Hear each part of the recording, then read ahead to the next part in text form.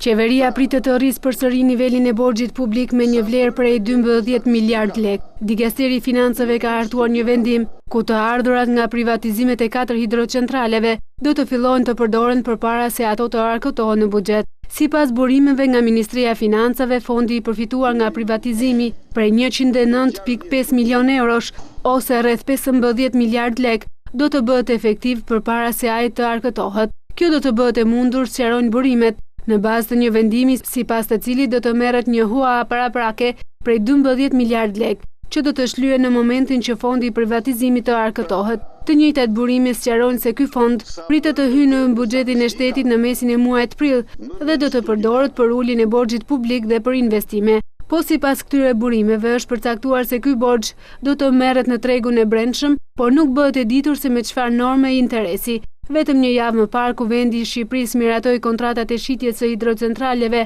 Bistrica 1 dhe Bistrica 2, si dhe Ulës e Shkopet, kompanisë turke Kurum kundrejt vlerës 109.5 milion eurosh. Këto 4 vepra energjetike prodhojnë në vit rreth 550.000 megawatt në orë dhe ka një fuqi të instaluar prej 80 megawatt. Kalimi i tyre në administrimin privat erdhi pas një procesi ku të paktën 4 raunde rezultuan të dështuara, çka detyroi qeverinë shqiptare që në mes të procesit të ndryshonte kriteret e garës. Shitja 4 hidrocentraleve Bistrica 1 dhe Bistrica 2, si dhe Ulës e Shkopet, e miratuar vetëm pak ditë më parë në parlament me votat e mazhorancës, ka ngecur sërish në një problematik, e cila duket se po mban peng derdhjen e parave nga kompania fituese. Kurumi ka ofruar qeverisë derdhjen e menjëhershme të shumës prej 78 milion euro, ndërsa pjesa tjetër 22 milion euro të tjera të mos derdhen për të konsideruar si TVSH, të cilën do të duhet ta rimbursonte më pas qeveria. E ndodhur në këto kushte, qeveria, më saktë vet Berisha,